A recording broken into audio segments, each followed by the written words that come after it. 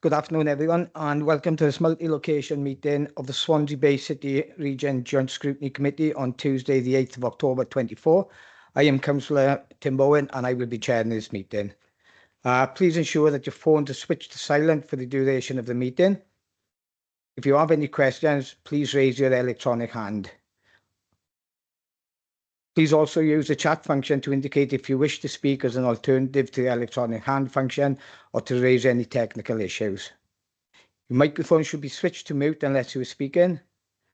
Please also note that this meeting is being recorded and will be available for repeat viewing on the website following this meeting. For the purposes of declarations, I would like to confirm that we'll be scrutinising items 4 to 10, including supplement 8A. Democratic Services have received the following apologies: Councillor Robert Wood and Councillor Jan Curtis. We will now move on to item 2. Declarations of interest. Are there any declarations, please? I see no declarations of interest, Chair. Okay, thank you, Tom. Agenda item 3, minutes of the previous meeting, pages 3 to 18. You will see the minutes attached to the pages. Are there any questions on the minutes? No. Can I have a proposer and a seconder, please? We have a proposal from Councillor Russell Sparks. And I can see Councillor Chair. Oh, thank you, Councillor. Okay, thank you very much. Yeah. Members, if you do not indicate the contrary, then I will take these minutes as approved. Tom, to confirm. I see no indications of the contrary, Chair. Therefore, those minutes have been approved. Okay, thank you. Moving on, item 4, supporting innovation and low carbon growth process. Update pages 19 to 24.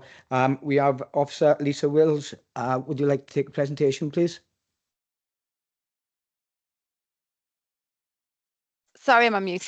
Good afternoon. I've got some slides to share. I just share my screen. Lovely, thank you. Thank you. Okay, if I go from the beginning. Oh. Just to check, everybody can see there's a front cover sheet saying support and innovation, low carbon growth. Yes, we can see that here in the chamber. Great. Thank you. So thank you. I'm Lisa Willis from Neath Talbot Council, and I'm going to give you an update on progress to date on the support and innovation and low carbon growth programme. So just a bit of an overview of updates so far. The programme manager was Brett Tudell until April this year. He's changed roles within the council. So we have been out to advert a few times, but at the moment I'm taking over the role as programme manager with my programme office supporting me in that. Each of the projects has its own project manager, which then reports into progress into me. So there's no risk to delivery with that one. But just to give you a bit of an overview of the projects, there are 8 interlinked projects with a support and innovation low carbon growth. And the key aim is to deliver low carbon, sustainable and inclusive growth for the region. I'm going to take you through each of the projects. So the Bay Technology Centre, that's on Baglan Energy Park. That's a hybrid energy positive building. And that's currently at 53% occupancy. But just to give you an update, so we've got 3 heads of terms, 3 companies due to sign heads of terms. We're due to issue another head of term to another company, and then we're in negotiations with another. So there should be 5 more companies joining over the next month or 2. We're promoting the facility well in terms of our website and through social media. The most recent tenant to arrive is the high value manufacturing Catapult. So that's part of the Catapult family, and they've set up office in the Bay Technology Centre. They've got some state-of-the-art equipment there, supporting businesses across not just Neath Talbot, but across the region, Wales and the UK. The Switch, which is the South Wales Industrial Transition from Carbon Hub, and that is supporting the decarbonisation of the steel and metals industry. So Swansea University are our delivery partner on that, and that is due, the pack is due to be submitted any day now, and we are developing the REBA Stage 4 design. It's looking to be on site April next year. So construction starts, and then so due for completion the end of 2026. So design work continues with the contractor. So that's quite an exciting project, and it's also adapted to changes, of course, with the announcement with Tata Steel looking at decarbonisation of steel, and that aligns to the decarbonisation plans of Tata Steel, as well as the steel and metals industry across the region. The next major project is the Advanced Manufacturing Production Facility, and that is an open access facility. It's been a bit of a delay with this in terms of we're discussing land and making sure it aligns to innovation landscape. So we're talking to Welsh Government on land areas, but we are engaging with partners on that, and there's lots of interest in that in terms of diversification of industry across Neath, Talbot and the wider region. Then linked to the Advanced Manufacturing Production Facility, we've got the Net Zero Skills Centre of Excellence, and that is aligned, it's going to be co-located with the Advanced Manufacturing Production Facility, and that is looking at where to site that. So we've got a number of land options we're discussing. So these are a number of the smaller projects within the Support and Innovation Low Carbon Growth Programme. We've got the Hydrogen Stimulus Project. There's two parts to that project. There's one which is led by University of South Wales, and that is looking at increasing the capacity of hydrogen production at their site on Baglan Energy Park. And another is looking at the concept of vehicles, hydrogen-powered vehicles, potentially looking at refuse collections or council fleet. So we're looking at, so working closely with a number of suppliers on that, and closely with University of South Wales on that hydrogen stimulus project. There's a lot of development at the moment with hydrogen stimulus projects across Neath, Talbot and the wider region. So we're making sure everything's aligned to that. And then we've got the, we've got the low emission vehicle strategy, charging infrastructure project, which is looking at mapping, ensuring coordination across the region, ensuring we maximise the funding opportunities across the region, and looking at a case study where there's on-street charging. So we're looking at linking up that with one of our homes as power stations projects in the valleys areas in Neath, Talbot. We've also got an air quality monitoring project which is coming to an end. There was some trials of low cost mobile sensors, and we're just waiting on the final reports of that to close that project and share the learnings. And then we've got the Property Development Fund, which is on the Talbot Waterfront Enterprise Zone. So that's Harbourside, Baglan Energy Park and Baglan Industrial Estate.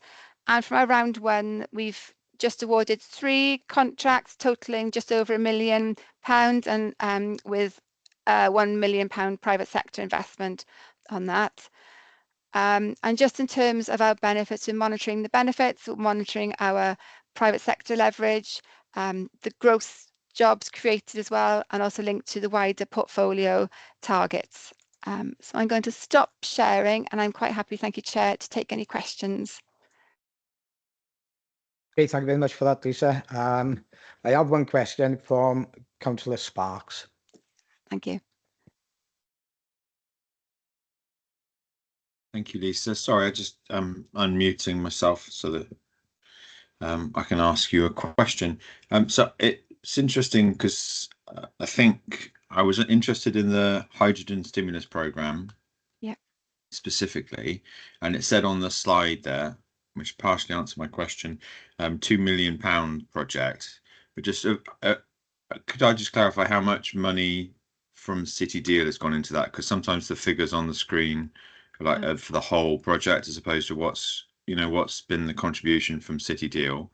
And also, just in context of, it's been interesting that you're talking to partners. I mean, has there been much progress? Because the last I heard, the data I've got, there's only 300 hydrogen powered vehicles in the UK.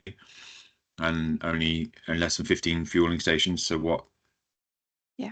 What's the what's the update on that, please, in terms of? Yeah, there you go. Thank you. Great. So the 2 million on the screen, that's the total city deal grants for the project. So that's split between 1.5 million for the University of South Wales to increase the capacity at the hydrogen centre on Baglan Energy Park.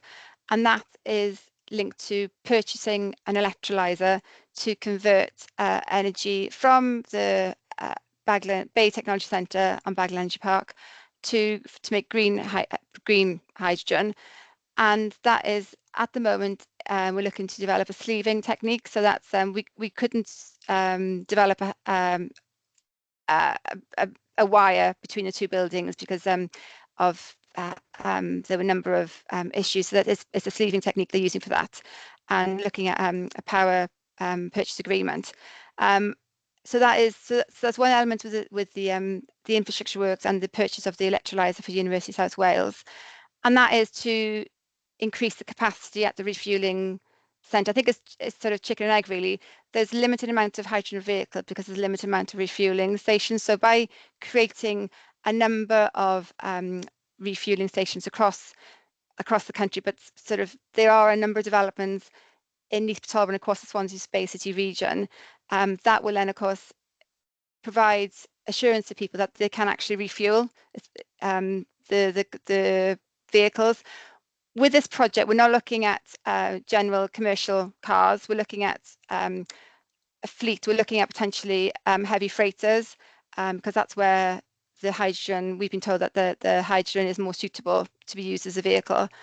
So we're exploring a number with our fleet and our street scene at Neath Talbot. We're exploring opportunities for that at the moment to look at the freighters for that.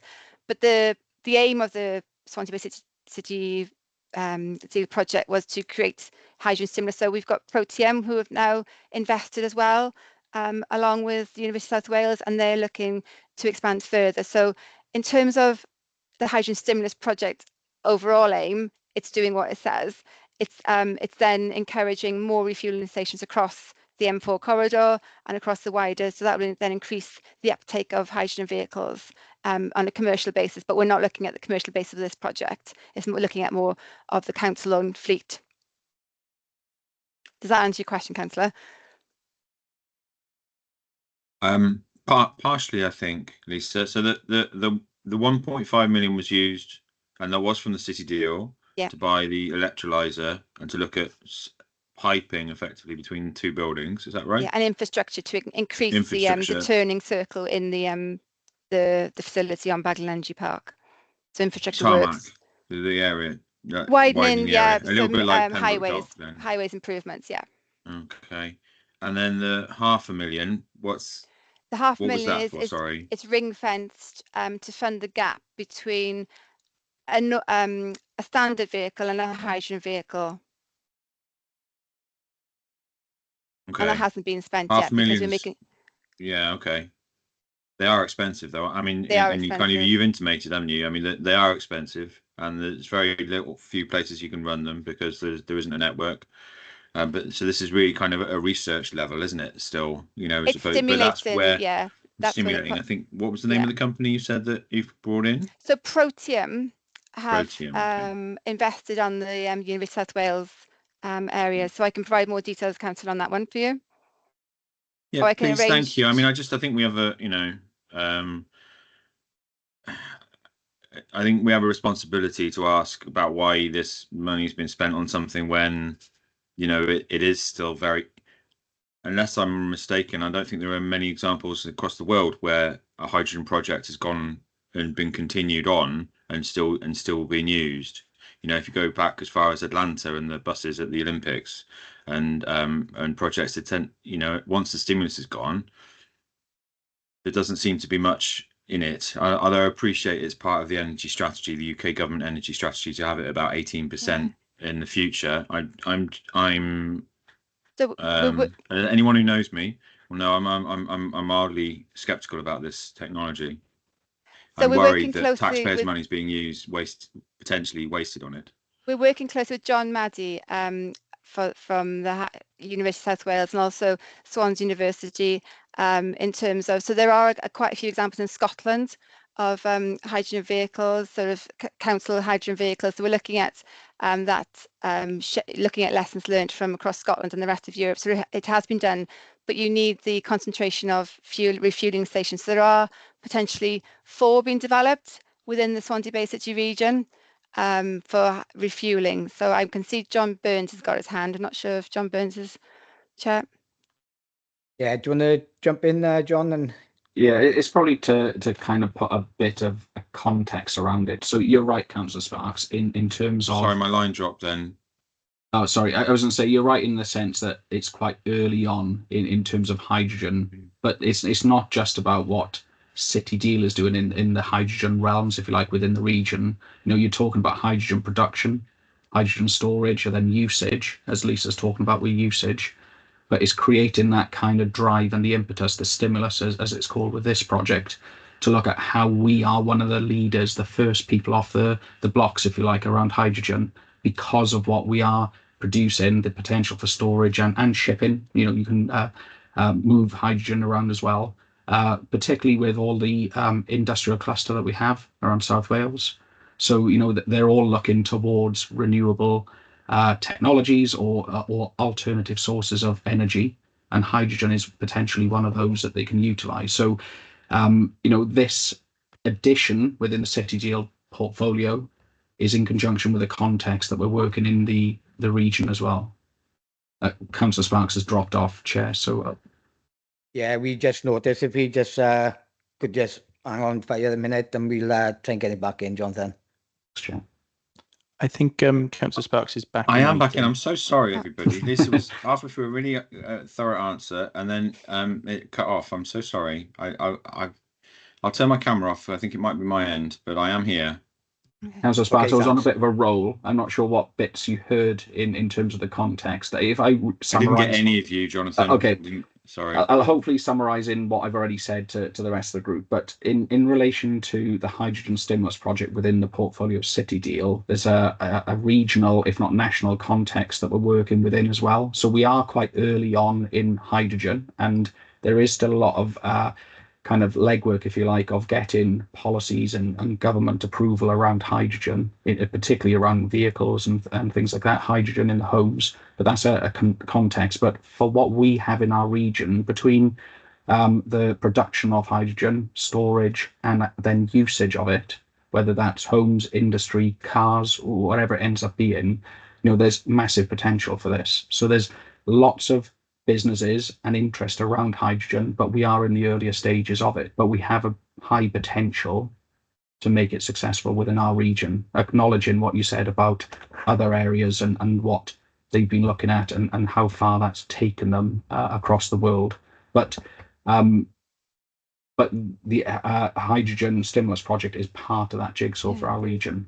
I think, Chair, I think Councillor Sparks hadn't received my full answer. I think I was just saying about there's been we're looking to increase the amount of refueling stations across the Swansea Bay City region, as the potentially will be 4 in the short to medium term. So looking at linking in with University of South Wales and also Swansea University.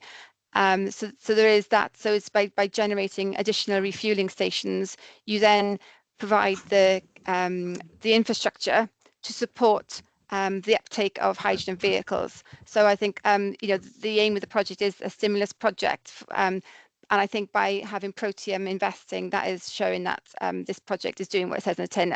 I think it's just to bear in mind, it's not just hydrogen for vehicles. There's also linked to the Switch project. So the South Wales Industrial Transition for Carbon Hub, we're looking at hydrogen in steel and metal production as well. So it's exploring all those opportunities, and it is, you know, looking at the early stage, but it is looking at the commercialization. And we work closely with John Maddy, and he's linked in with the UK government's hydrogen strategy, and of course the Welsh government one. And we're looking at ensuring that we are leading the way, and we're looking at lessons learned across, for example, Scotland and also Europe, and looking at those lessons learned. So not making mistakes, and that's the whole point of lessons learned, isn't it? And exploring opportunities with the rest of Europe. So I'm happy to for potentially John Maddy, who we work closely with on the University of South Wales, to potentially come to another progress meeting on this, and we can focus on the hydrogen aspect. Or Councillor Sparks, I'm happy for you to meet with University of South Wales with the hydrogen work that they're doing and the linkages to commercialisation. Thank you.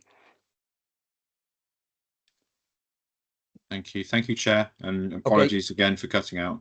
No problem. And that's a great idea, actually, Lisa, to try and organise something to have a look what's going on. That'd be brilliant. Great. Right. If anybody else got any questions they'd like to ask? No.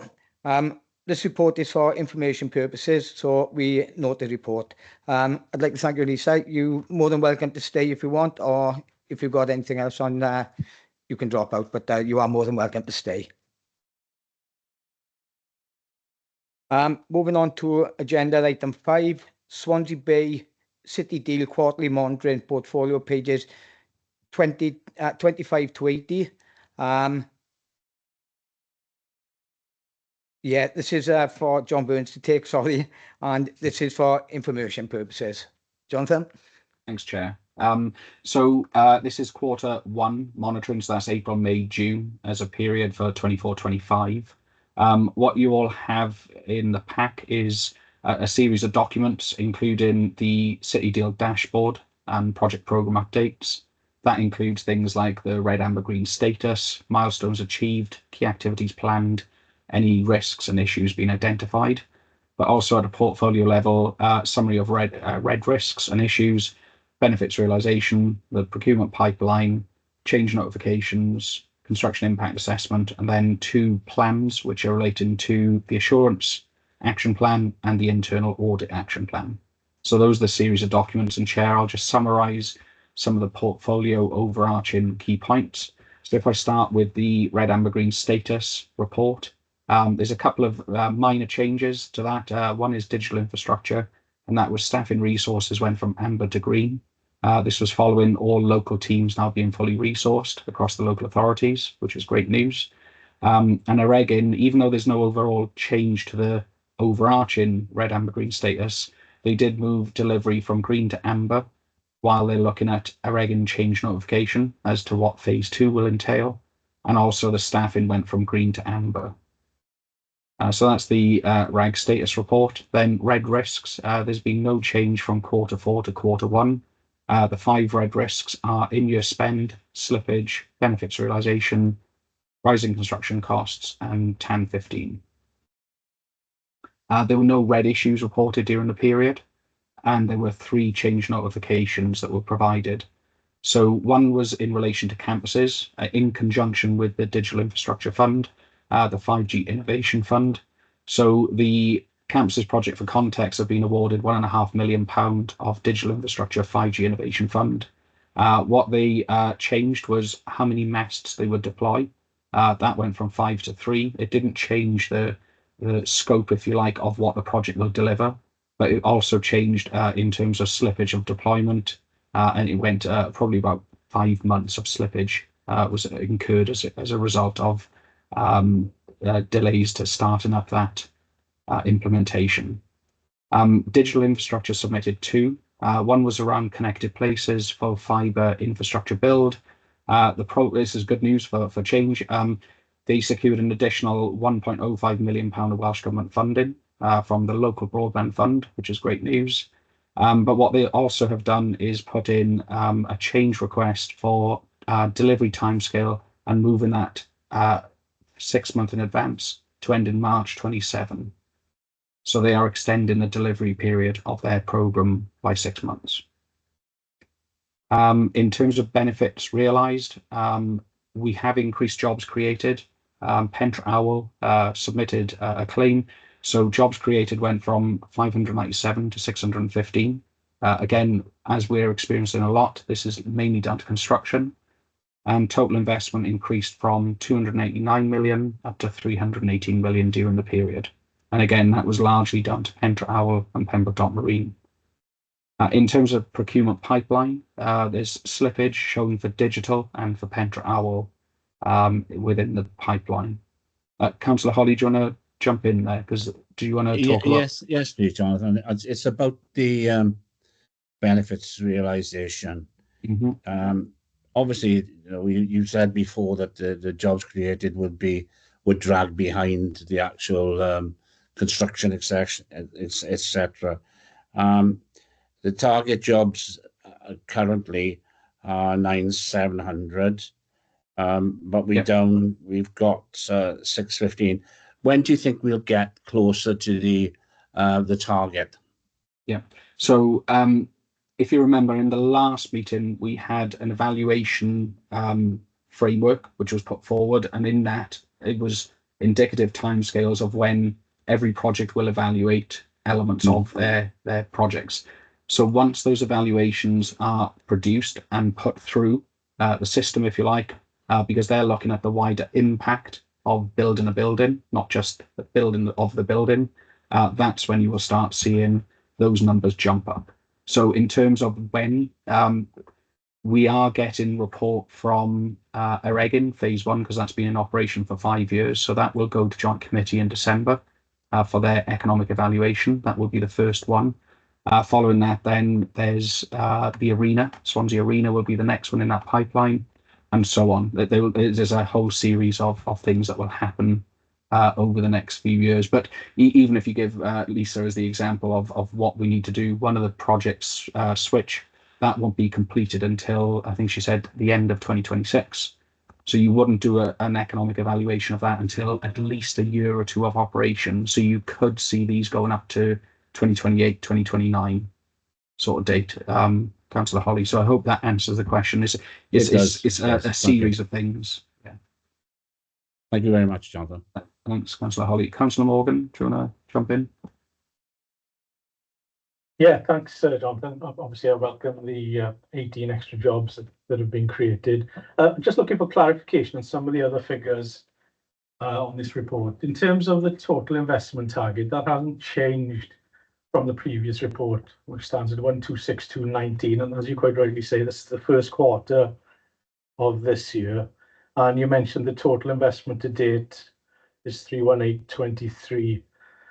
If you read the financial outturn for Q4 of last year and the annual update report further on, the total investment target there, a different figure, it stands at 127,827, and that was for Q4 of last year.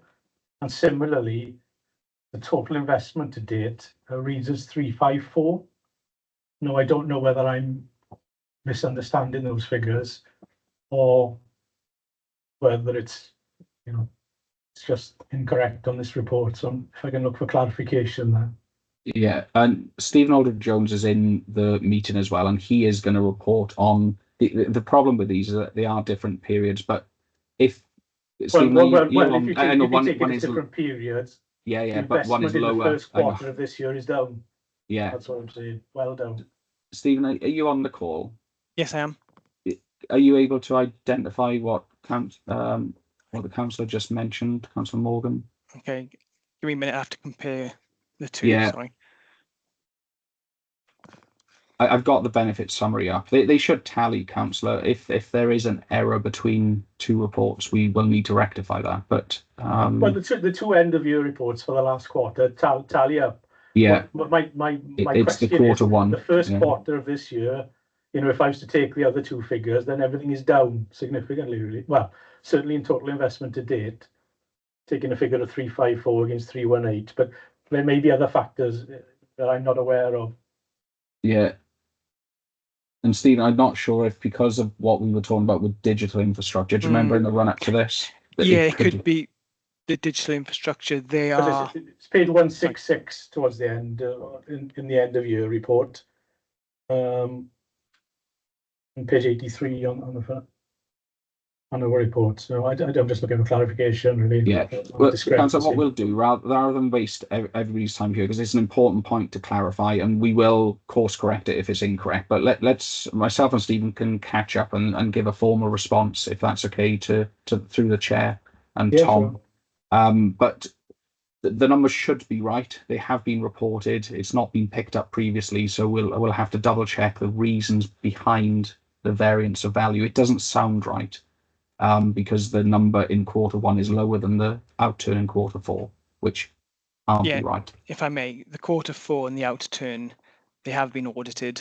The audit hasn't been finalised, but they haven't queried those figures. So they are, in my eyes, correct. Yeah. Okay. We'll get a formal response as to why there's a variation in value there. But they should tally, as you said, Councillor, or at least Q1 should be higher than Q4 outturn. Yeah. Okay. Happy with that, Giles? Yes. Thank you, Chair. Yeah. Okay. Jonathan, that'd be great if you could just let us know what's gone on with that, please. Yeah, no worries. That's absolutely fine. Thank you. So I'll move on now to the project program update. Again, there's a lot of information in there to unpack, but if I just highlight across the projects some key information. So in terms of Pembroke Dock Marine, within the last quarter, we've had a launch of the Pembroke Dock infrastructure. That's not written into the report, but that has taken place. But they're still doing a lot of things around the Pembroke Dock infrastructure, looking at concept planning, budgeting for various things around the slipway, the laydown space, the hangar annexes, etc. But also with some of the other parts of the Pembroke Dock Marine, things like Pembroke Zone and the Neath project, which looks at collaborations between businesses and universities. They're looking at securing numerous funding grants. They're all listed in the documentation. Stuff around what they call subsea soundscape and ORE catapult, looking at various funding. So there's lots of opportunities there to leverage funds, both private and public sector funding.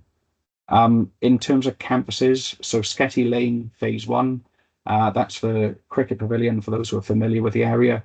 They've completed their tender period. That completed in May.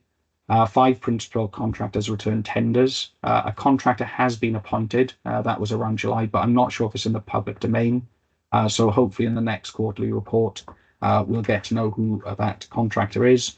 But they're also progressing the 5G Vodafone bid that I mentioned earlier on, and they're continuing to progress on that as well.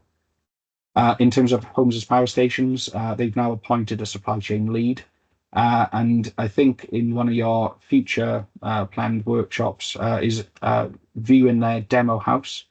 So they're working with Titarian in conjunction with them, and they're looking at getting demo houses so people can go and view and experience what a HAPS home would look like. I'm not going to try and beat what Lisa said for support innovation, low carbon growth. She's given a very thorough update on that. So if I move to Pentre Owl, so a revised construction program has been agreed. So Zone 1 completion dates are now for Q1 2025. And that's for primary areas of the building. It's a big building if anybody's ever seen it, with lots of different parts to it. So we're having a change notification sent to us about the changes to that completion date. And what they've also done is updated their business case. So they move from outline business case and move in towards full business case.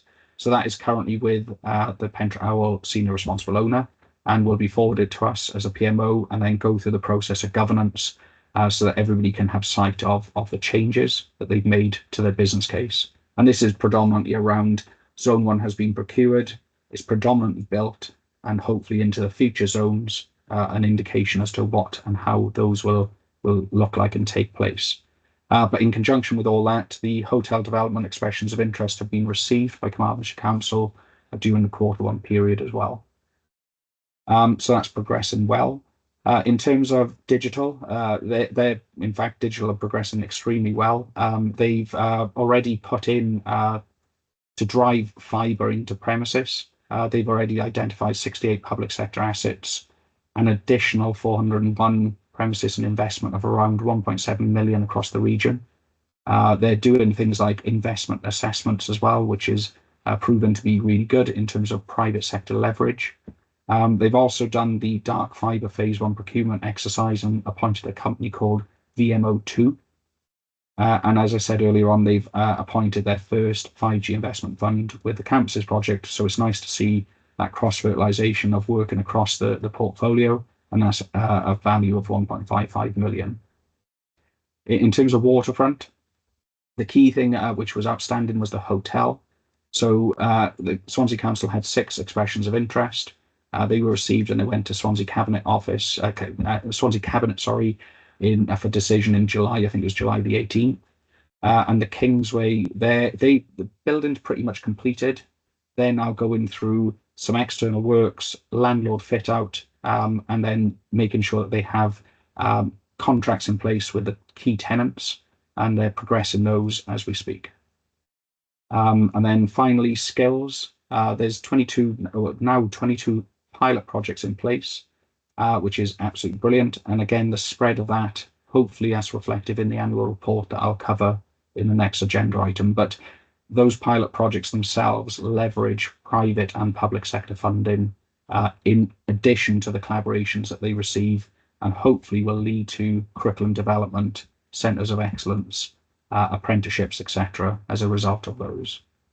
So it's all exciting stuff. Chair, that is a summary of the projects and programme updates. Thank you very much, Jonathan. I take it everybody's happy with that. No more questions.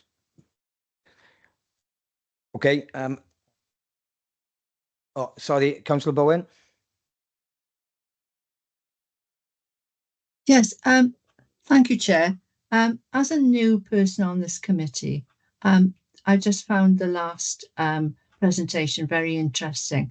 But I was wondering, I'm sort of my county council is very concerned at the moment with the Freeport, and I was wondering what impact the Freeport, or how is it going to, is it making any difference to your plans, or how are you using the thought that the Freeport is coming to sort of have any impact on your plans?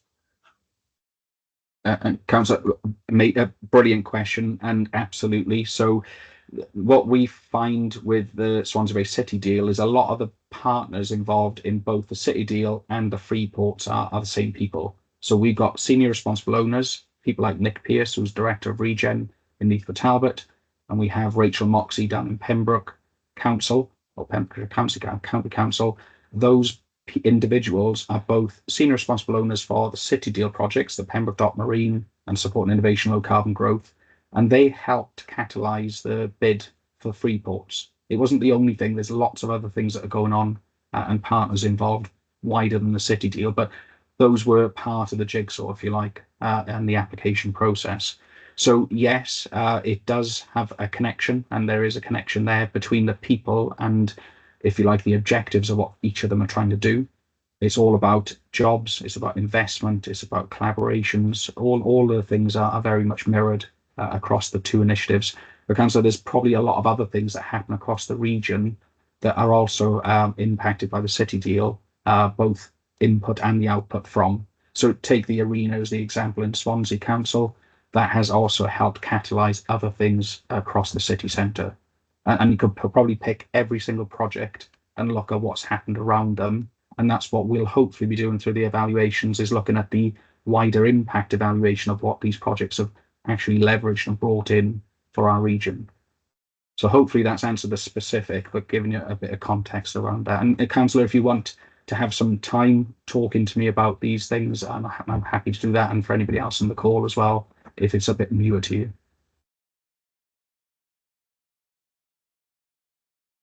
Yeah, thank you for that, Jonathan. Councillor Bowen, we've just had the first committee held for the scrutiny and the cabinet, and we've just authorised the first 25 million to take the Freeport forward. 10 million for Pembroke and 15 million for Neath and Talbot to start everything moving. So it is in the early stages at the moment. Thank you. And I No think problem. that's when we need to be involved, is at the early stages. Thank you Say very again, much. sorry.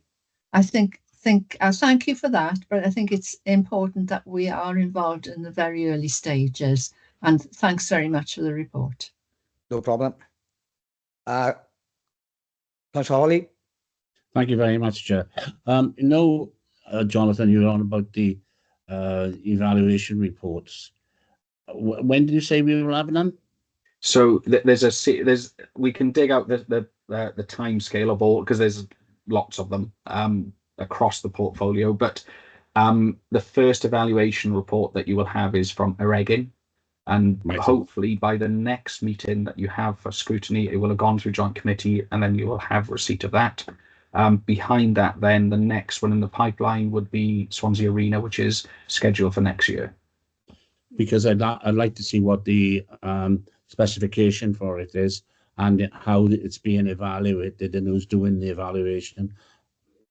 So the one for Egging, it will be clear when it's reported. The future ones are yet to be, we have to go through a procurement process, Councillor, as you can imagine. Yes. So in terms of what will be asked for evaluation and who will be appointed is yet to be determined for all the future ones. Yeah, but that's the point.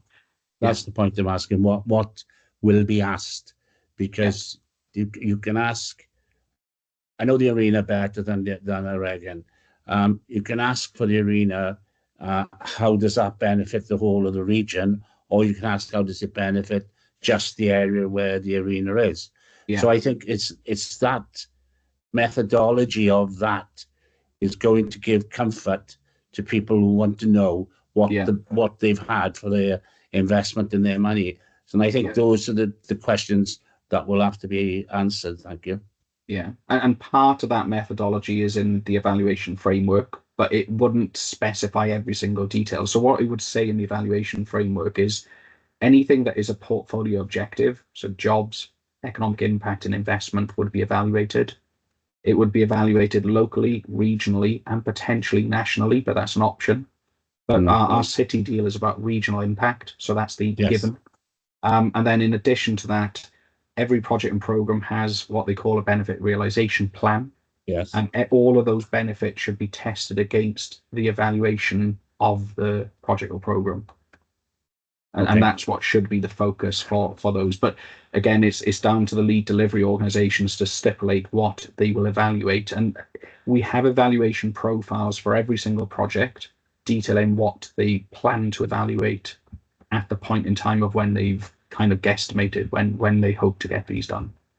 Because having looked at all the business plans and the business plan for the city deal, there is a lot of projections there which you'd have to be tested against. Yes. I think that's the important issue about the methodology and how that is going to be constructed and who's going to do the construction. But there we are, we'll wait and see. Okay, thanks, Councillor. Okay, I can't see any more questions on this one. As reported, this is for information purposes, so we note the report. Moving on to item 6, financial monitoring report 2023 to 24. Provisional outrun position Q4. These are on pages 81 to 88, and we have Stephen Aldred-Jones to give this presentation. Thank you, Chair. Good afternoon, everybody.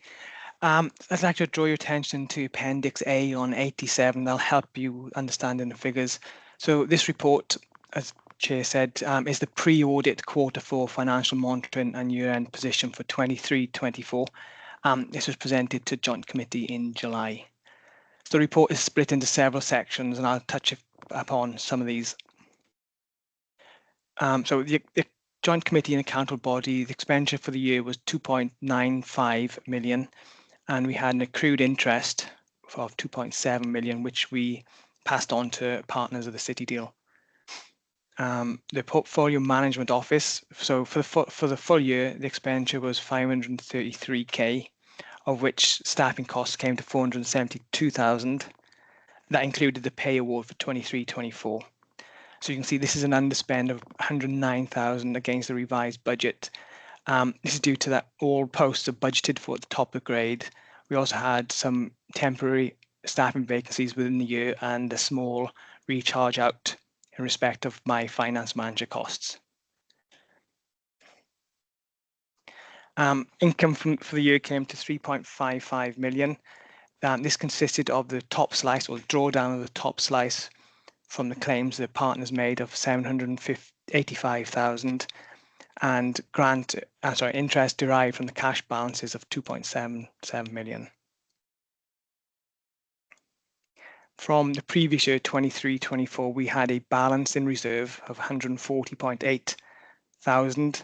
So you can see the count for this year, we had a small surplus of 42.1 thousand. So this has resulted in a reserve being carried forward at year end of 182.9 thousand. Moving on to 3.1, the portfolio investment fund. So you can see at year end, the investment position was 1.278 billion. So this compares well with the previous quarter's quarter 3 of 1.277 billion. However, this is slightly down on the revised budget, which we set in quarter 2 in 23-24 of 1.283 billion. So a small underinvestment of 5 million. However, this is expected to be reprofiled in quarter 1 of the new year to achieve the full spend. And I'll give more details on this underspend in the next agenda item, the statement of accounts. Moving on to section 3.2, the annual investment forecast. Sorry. The total investment for the year was 125.3 compared to the Q2 budget set of, this is an underinvestment of 32.9 million. The details of the underspend are detailed within the body of the report. However, I'd like to stress that even though this is slippage, this is forecast to be used in future years of the city deal. And finally, moving on to the capital and revenue apportionment, you can see it's changed slightly. So now overall we need 59.7 million revenue requirement to deliver the city deal projects. This is a small change due to some fluctuations across several projects. So then this feeds into the next agenda item 7, so it's the pre-audit annual statement of account, which has a lot more detail, but this quarter 4 does feed into it. So if you haven't got any questions, I'm quite happy to go straight into the audit, so the pre-audit annual statement of accounts, and then answer any questions from that.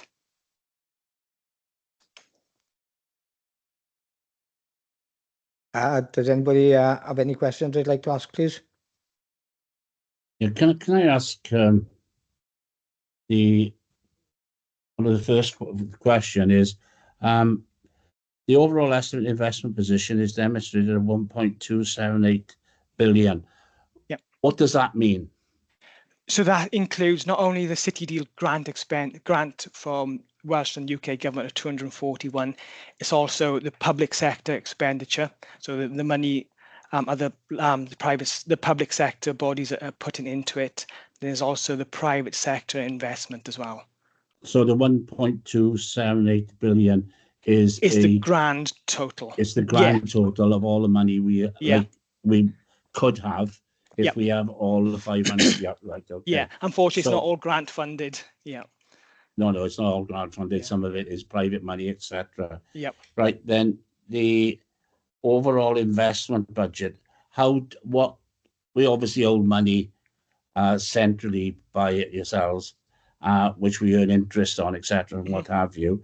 And so that money is operational money for the core of the City Deal operation. Is that correct? No, this is money which will be paid out to partners when they claim. Currently, our balance is at the end of 23-24 is 54.4 million. So once, because as I said, there's some slippage. So once the projects catch up, this money will then be paid over to the partners. In what respect, though? That is that money that you're holding, and that's UK and Welsh government grant we've already received. So that money is handed over to the various authorities once they've audited accounts, and you agree once they've submitted their claims, they will then receive the money. Okay. Yep. Thank you. Okay. Thank you for that, Chris. Anybody else got any questions? Councillor Sparks. Thank you, Chair. Just following on from Chris's question, I suppose, really, just in terms of the securing the funding, Jonathan, with the new government in Westminster, is all the funding secured from the Swansea-based City Deal? Is there any risk that any of it might be clawed back, or are we confident that our bit's safe?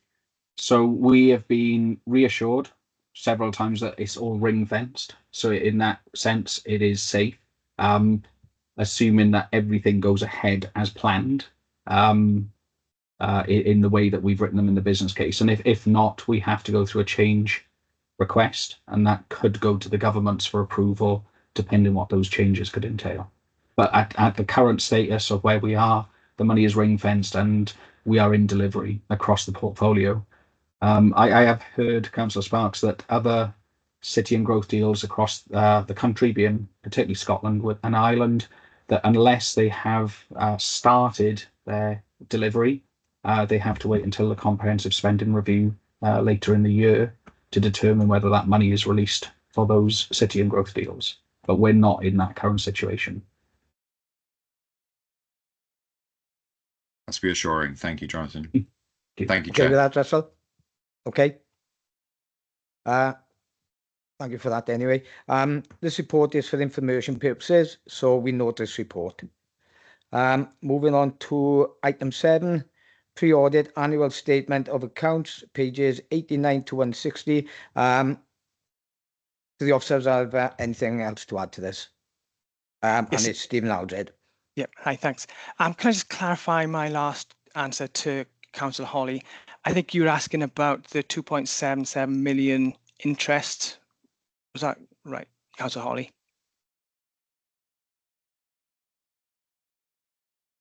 Yes, that's correct. Yeah. Sorry, yeah. So that is interest earned on the balances we hold from the grant we received, and that has been paid over to each local authority partner based on the value of the money we hold for them, which they haven't yet claimed. It's pro rata. It is actually.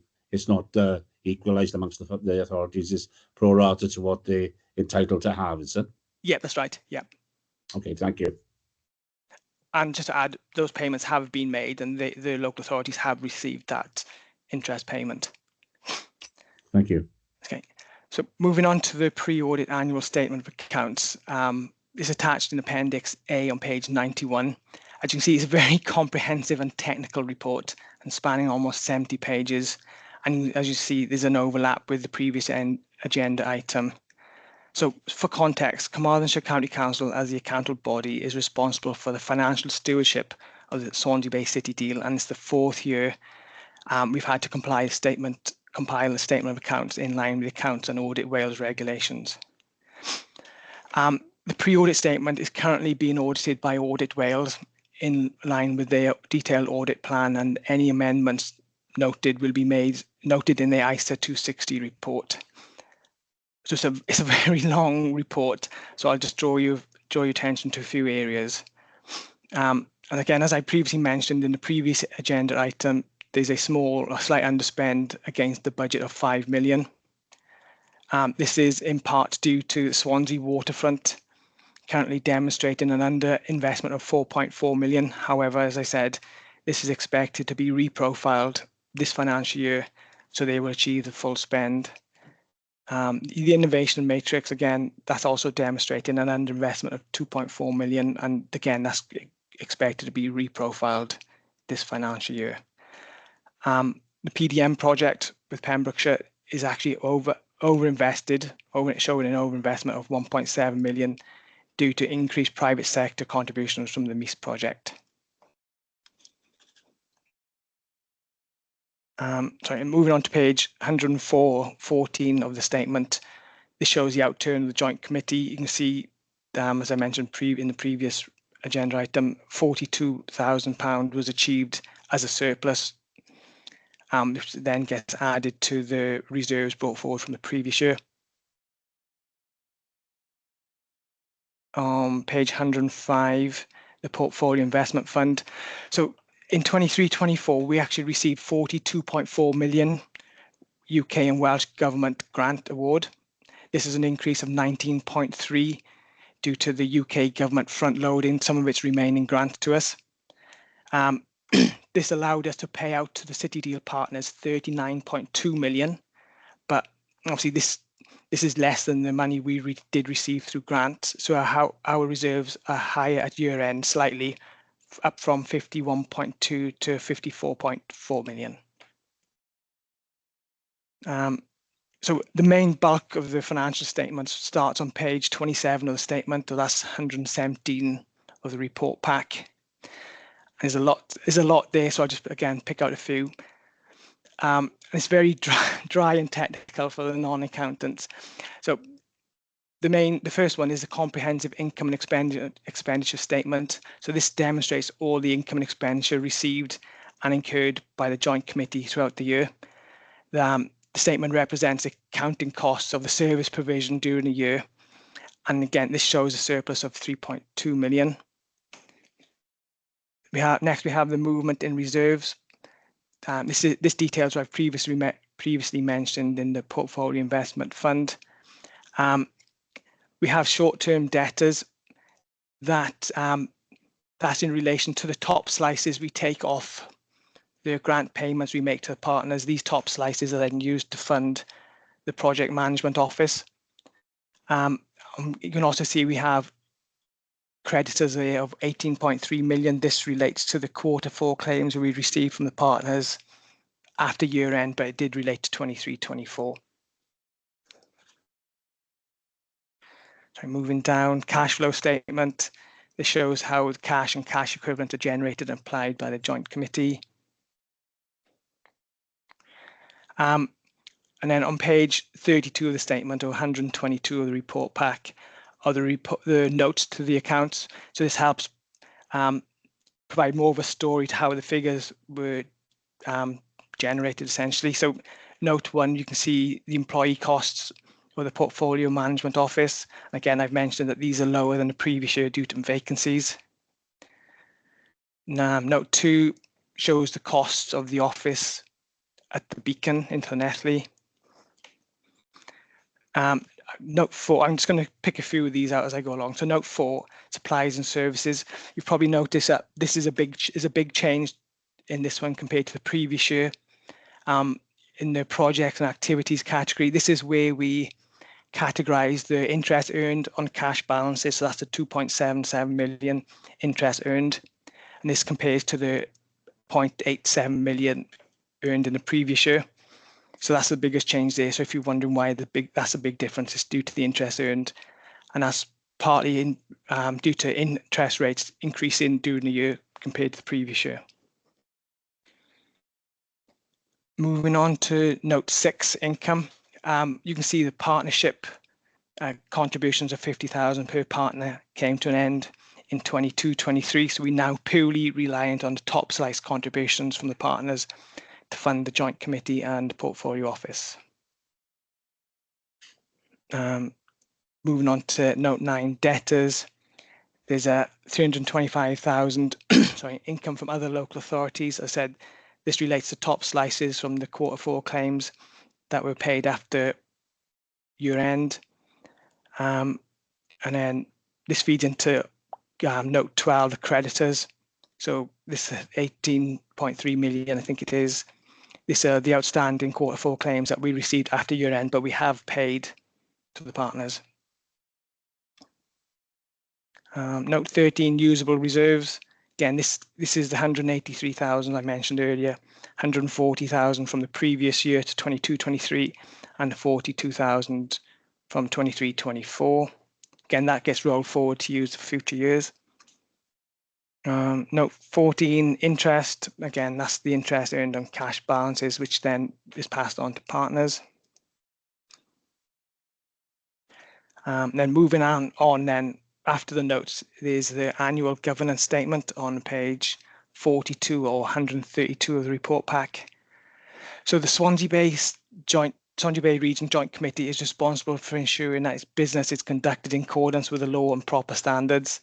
It must also ensure that public money is safeguarded and properly accounted for and used economically, efficiently and effectively to secure continuous improvement and delivery in this regard. So this statement then details how this is achieved and responsibilities of the key roles within it. And then at the very end of the report, there's the glossary of terms. So on page 156, which can then be used to help with any technical wording or phrases within the statement.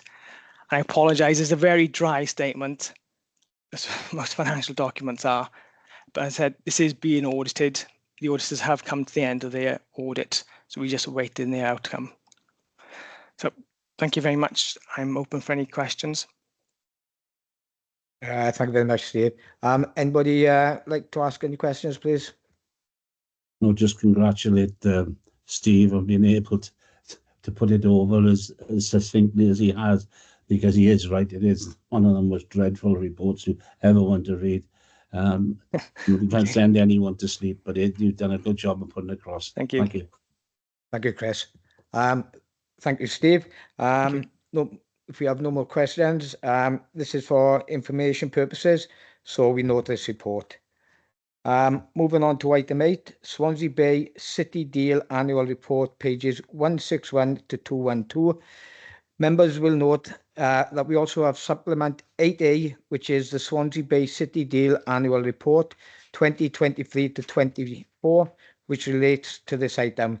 We will therefore take item 8 and supplement 8A at the same time. The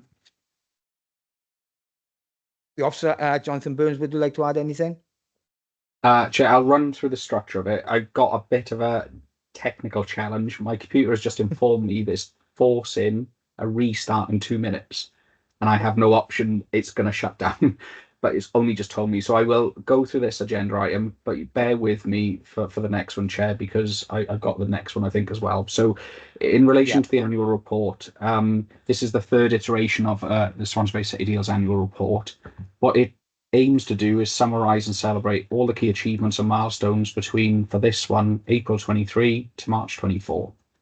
Reinforcing all the stuff that we would expect around city deal alignment, importance to the regional economy, making sure that there's insight for all stakeholders to read of what is happening or happened in the last year and what is planned to happen in this financial year. So we work with all the project teams, the senior responsible owners, key delivery partners, and people like program board, etc., to make sure that we collate as much information as we can and process it as succinctly as we can. It's a big report, but there's a lot of moving parts with city deal, as you would expect. So just as you said,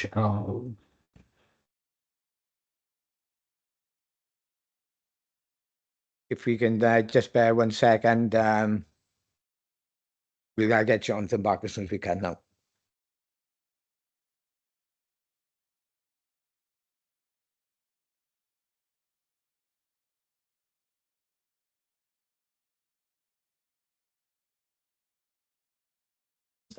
While Jonathan's off, we'll move on to which is the item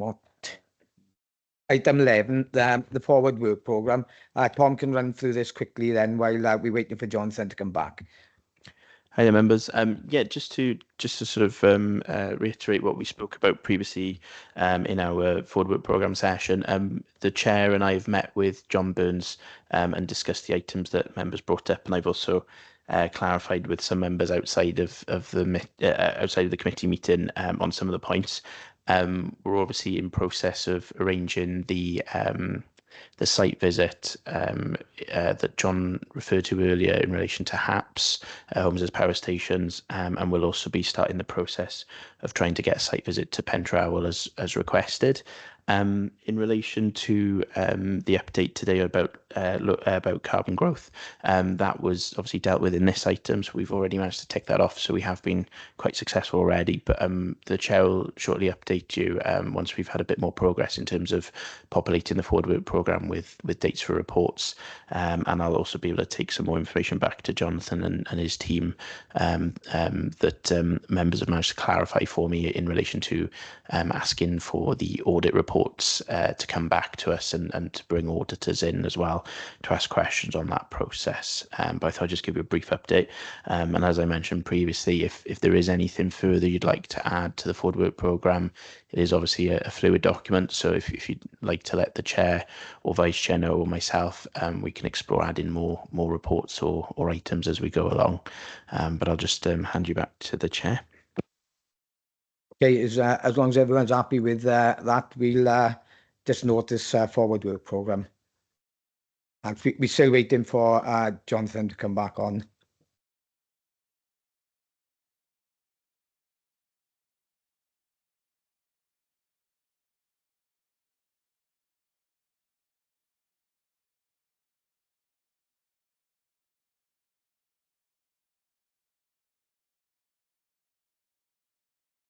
Chair, can I come in while there's a gap?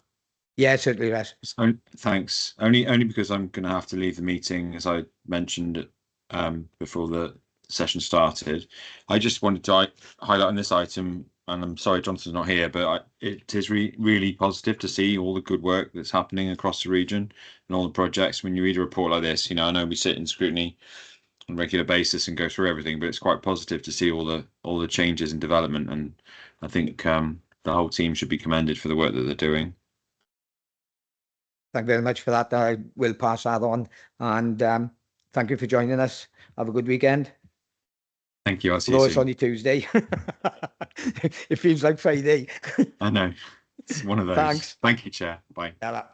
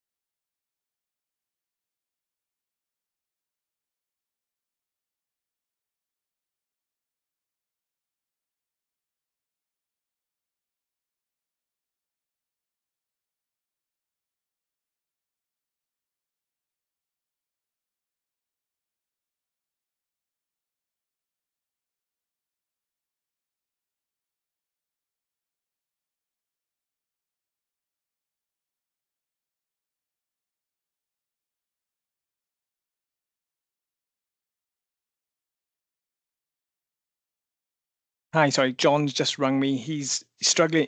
His computer's updating. He's trying to get in. He'd be as soon as possible. Sorry.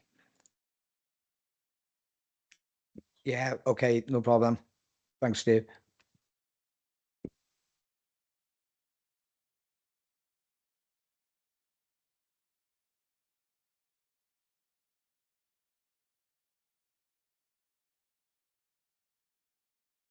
Chair, on the other items on the agenda, like urgent items, do we need John on the call for that?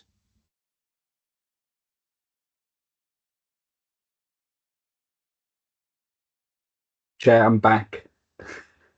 I feel updated and far more secure now, Chair. Oh, sorry, Can you Councillor hear me? Hawley.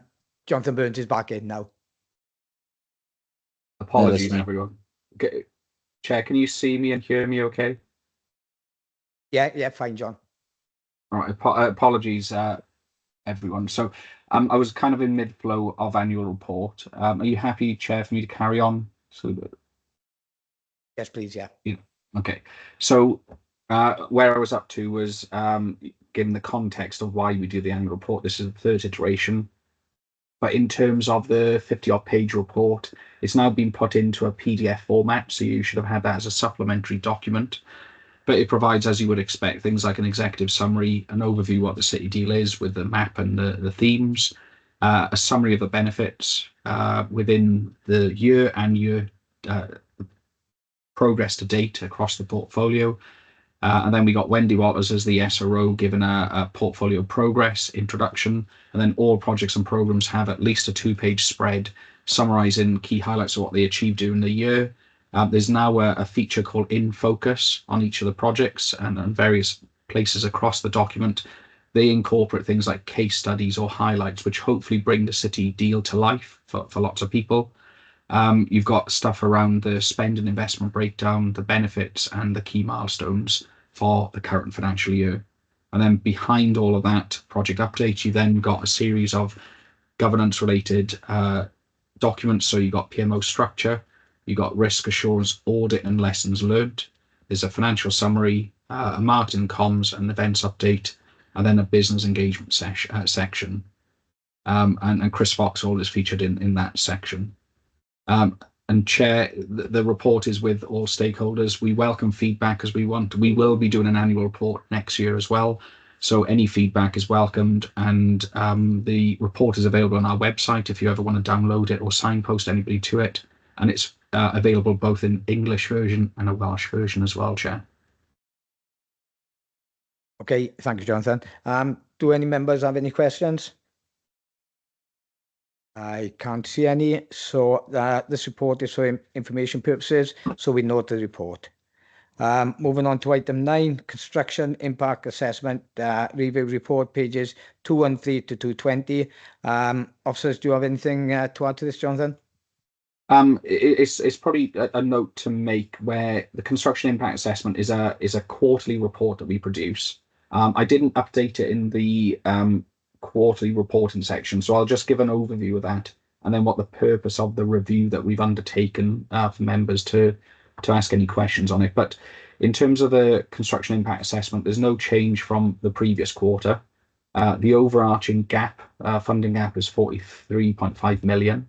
There's been a series of mitigations happened to plug that gap, and we're now down to £12 million residual gap, which again are being worked on by projects, and Lisa gave an example of that in support and innovation, low carbon growth around the Switch project.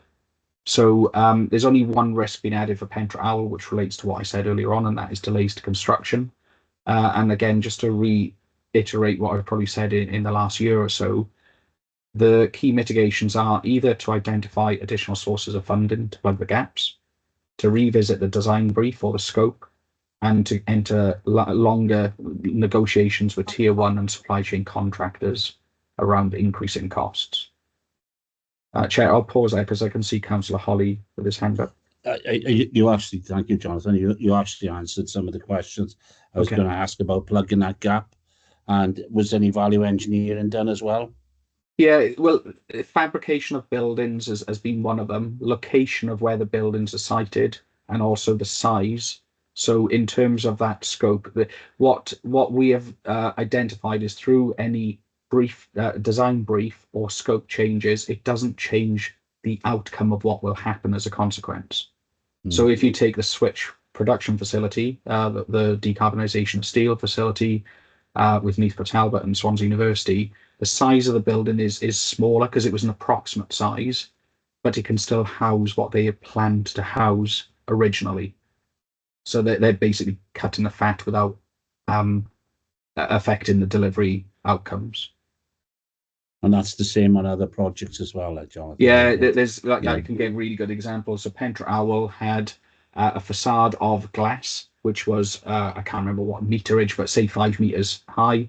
If they had that glass, which is halved in size but still the same size, it reduced the cost of how much that glass was to produce and to get to site. Yeah. So it's those sort of things. The matrix, which is down in SA1, they changed their fabrication of what their building would be, etc. And I could probably go through every project and talk about those. But materials and cost and energy prices and all those different fuel, they are higher than what they were when the business cases were developed. So naturally there will be an increased cost. But through the mitigations, we are reducing that and closing that gap that we're experiencing. Thank you very much. Okay. So there's that, which is the state of play. What you have in front of you is a report, though, which following our May's version of the construction impact assessment, Programme Board asked us to reassess and reshape the construction impact assessment, and they asked us to look at 4 areas. The first one was around value for money for allocating public funds. The second one was around procurement and the flexibility of procurement, especially with frameworks involved. Looking at how and what we can do to inform and review the regional procurement strategy, which is forthcoming within weeks, and a partnership solution to address any skills issues around the construction industry. So what all board members have is basically our point in time assessment of those 4 areas. Chairman, for the benefit of time, I'm not going to go through any of the detail of that, but hopefully the summary that you have covering those 4 areas gives a kind of a good depth and breadth as to what we're doing from a city deal perspective around those 4 areas. And we have now revamped the report to accommodate these things as well. So, Chair, unless there's any questions, that's all I wanted to add to that agenda item. Okay, thank you, Jonathan. Any more questions to the officers, please? Just very quickly, Jonathan, you know, on the procurement, you have obviously you have a meet the developer, that type of thing. Yeah. And obviously I not a huge level of having a list of contractors that you pull off our program to assist in our programs. But on the procurement, is there any loading done to local companies, or you don't do that? It depends what you mean by loading, but when we appoint a tier 1 contractor, we are unfortunately hampered with how many tier 1 contractors reside within Wales, let alone within the region. But what we always try and do within the frameworks that we put forward and with the tier 1 contractors is having a more preferential treatment towards local supply chain. Sometimes that works really well because there's local supplies of steel and timber and wherever else. But other times, and taking Pentraw as an example, the timbers that they needed for that, nobody could produce them in I don't think it was even in the country, so they had to get them elsewhere. So there are certain specialist things that there aren't many of them that exist across Europe, let alone within the region. But there is always the push towards using local. And what all of the tier 1 contractors are required to do with our lead delivery partners, so local authorities in particular, is identify and summarize how much went through local supply chain. And they use like SA postcodes to identify how many businesses and how many contracts were awarded to local supply chain. Yeah, I understand that because obviously, you know, I don't think there's any cement works left in Wales now. We've got to buy, it comes from elsewhere. I do understand that. And it also applies in Swansea. They have the Beyond Bricks and Mortar scheme. Yes, exactly. Training, which I know you've implemented right across the region. Yeah. But it's procurement, because of the importance of it, is. I did read the item, and I'm glad to see that the way that you are pushing forward on procurement. Thank you. And Councillor, it adds the wider debate across the region about if we are a region that is developing and building, then that should in itself attract more people, particularly around tier 1 contractors and supply chain, to start looking at how we supply them from Wales or from our region across the UK or Europe as well. So, and again, that's part of what the Skills and Talent Programme will do, is look at particularly around new construction methods, sustainable construction methods, and upskilling people to work in those areas, so that we are also have a talented workforce which is working within and outside of the region for future building construction needs. And that's in the report as well, Councillor. Yeah, I know that when we were building the super efficient houses that we built, on ones that need 70 or 80 pound a year to heat or whatever it is, a lot of the insulation materials and some of the windows, etc., all had to be brought over from the continent because they won't be made in the UK. And I'm just hoping at some stage, because we have going to have the mass to build them, that we're going to need them, that somebody locally, or maybe not in Wales, but in the UK, will actually start doing it. And if you remember, Councillor Holly, when we went to the Titarian visit, they were talking about using wool for insulation. They had examples of it on one of the tables as well. And again, using local supply chains for that. So, yeah, it's a mix, isn't it? Between, we will always probably end up having to import and bring things in, but it's what we can use with our natural resources or workforce locally as well. Okay. Okay, if we're all happy with that. This report is for monitoring purposes, so we note this report. Moving on to item 10, report on the delivery of the local Meet the City Deal events 2023-24 on pages 211 to 222, and this is for monitoring. Jonathan again? Just a few relevant points for me. So this is a nice report for me. Back in 2022, we celebrated that the Swansea City Deal was in full delivery. That was an event held at Park of Scarlets. And what we found with that event, even though it went well and we had a lot of attendance, it was probably what you would call the usual suspects in terms of government officials, government officers, and businesses and various other key stakeholders for the city deal. So what the feedback was that we should go out to the boroughs, the 4 local authority areas, and do a kind of Meet the City Deal event, which is what we conducted, and that's what the report was based on. So we had 4 locally focused Meet the City Deal events last financial year. So just to kind of give a overview of what happened. So we had over 30 exhibitors. So we partnered with a lot of organizations that help support businesses, which all had a presence at the 4 events that we held.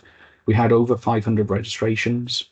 Around 58% of those registrations attended, so that's just shy of 300 people attending the 4 events, which I think was absolutely fantastic. What was really good about it was that, about 3/4 of the attendees were private sector. And what we were finding was that they were meeting projects that weren't necessarily within their locality, which they can talk about synergies and opportunities and various things. But also we had the cross conversations, if you like, between the projects and the exhibitors that supported the event. So the feedback we had from it was that they went very well. 80% of attendees said they found it useful or very useful, which I think is very good for us and shows that those events were successful and they worked. So we're going to look towards in the future now as to what the next series of events we could look at, and that will be coming through the pipeline hopefully within the next quarter. And Chair, unless there's any questions, that's pretty much. Thank you, Jonathan. Yeah. Anybody like to ask any questions on that, please? I'd like to ask, Chair, that when they do these Meet the City events again, that the scrutiny panel is asked to go along to see what's happening. Good idea. I think that's a brilliant idea, actually. Yeah, and you'll get to meet the teams actually on the ground across the things, across the portfolio. So absolutely, Councillor Holly.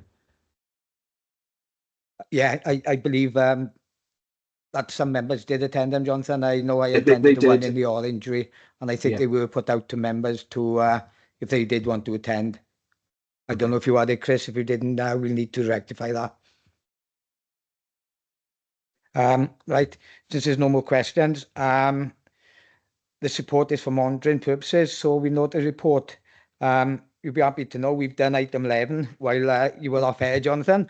Okay. So we can move on to item 12, urgent items. I have no urgent items today.